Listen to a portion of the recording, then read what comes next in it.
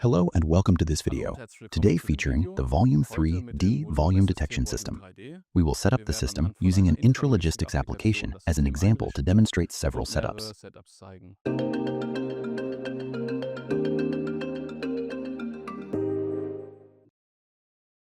Here we can see an overview of the components available for the Volume3D.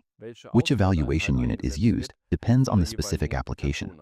The larger unit supports the connection of up to 3 LiDAR sensors, as well as a rotary encoder. The smaller evaluation unit allows a single LiDAR sensor to be connected.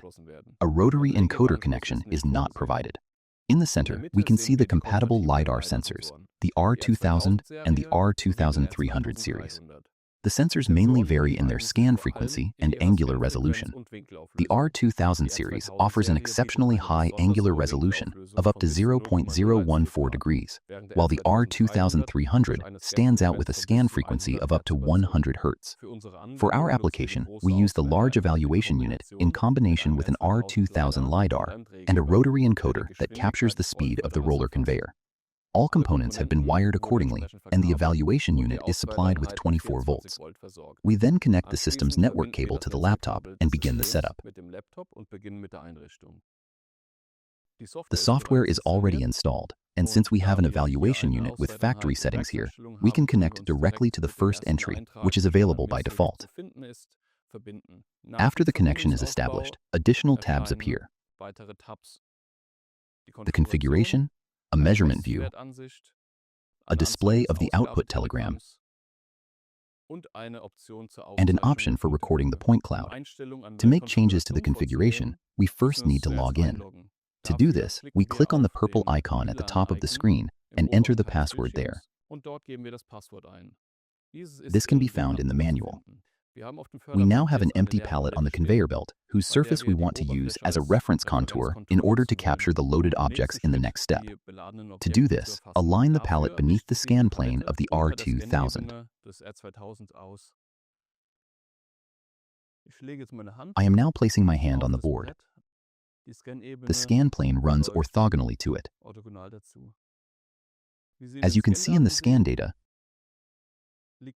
my hand is resting on this surface, and we can proceed with the configuration.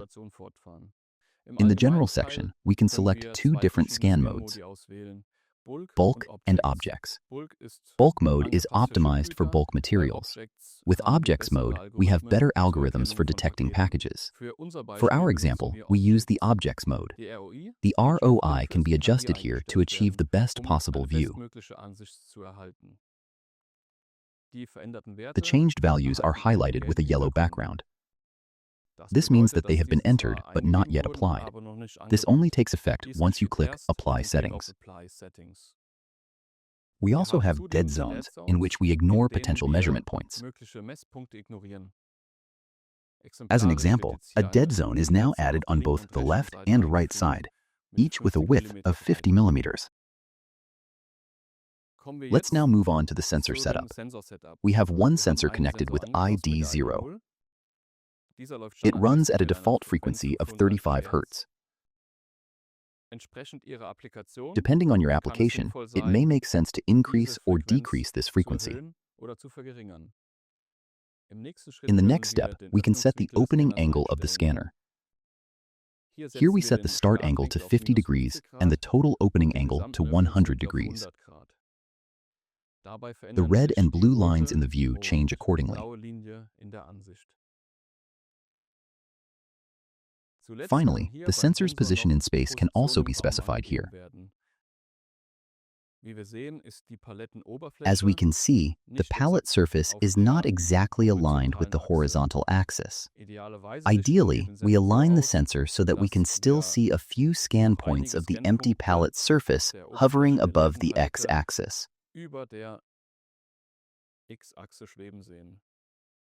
sensor height in X has been set. The rotation of the sensor is set to 180 degrees by default. This means that the sensor's connectors are pointing upward. In general, there are two different speed modes, static and dynamic.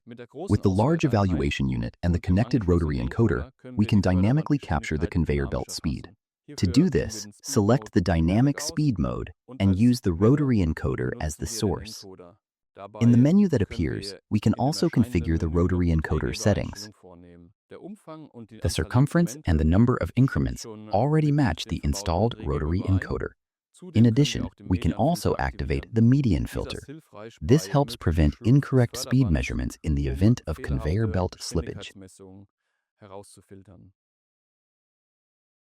Let's move on to the fine-tuning. For the detection trigger, we have three options. We can start a scan based on a defined height, based on a defined cross-sectional area, or with manual signals that can be sent from the PLC. In this example, we start a measurement as soon as objects taller than 5 centimeters are detected. We can skip the correction. This would be necessary to compensate for systematic deviations. However, for intralogistics applications, this can be disregarded. The parameter preset allows multiple settings to be tested later on in order to find the right parameter combination for the application. The remaining settings have been configured. A zero scan of the empty pallet is now being created. Finally, we save the settings and proceed with the initial measurement.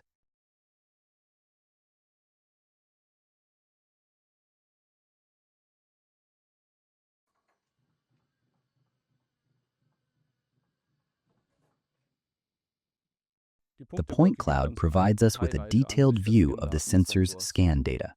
As can be seen in the data, the package protruding to the side was not detected. This is not visible to the sensor due to shadowing caused by the upper packages. The countermeasure for this is already implemented in the Volume3D. Up to 3 sensors can be connected to capture the scan area completely and without any shadowing. The second sensor has now been connected, and the first sensor has been pushed outward. Both sensors are now positioned to view the conveyor belt from the corners. We now switch back to the software to add the second sensor. To do this, we click on the commissioning icon. In this window, the system automatically searches for connected sensors. The top entry shows the already existing RT1000. Below that, the newly connected LiDAR sensor is shown with the current status offline. To add it, we click the Add button and then save the changes. The scan data from both sensors is now displayed. Since the sensor positions have not yet been configured, scan data outside the conveyor belt is still visible here, which should no longer appear after correct alignment. Next, we perform a rough alignment of the sensors. We start by moving the two sensors further apart. Using the Scan ID option, the sensors can be selected in the interface and then configured. After completing the rough alignment of both sensors, we click Apply Settings to apply the changes. To do this, the empty pallet can be prepared and marked with the included reflector strips. We then open the calibration tool via this icon. This tool analyzes the scan data from the LiDAR sensors, searches for reflectors, and calculates the exact sensor positions from the detected reflectors. To do this, we press the Find Reflectors button. Both reflectors have been detected, and clicking Calibrate calculates the sensor positions. Finally, we save the changes by clicking Save. As we can see, the ROI still needs to be enlarged, as the calculated sensor positions are currently outside the displayed area. After the calibration and all further settings have been completed, we perform a zero scan of the empty pallet. The configuration of the setup with both sensors is now complete, and a new test measurement can be started. The pallet has been reloaded, and we are now ready for the first test recording. To do this, we record a point cloud again.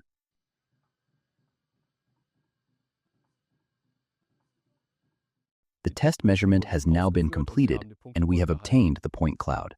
A closer look immediately reveals a much more detailed scan image, and most importantly, the lateral overhang is now captured completely.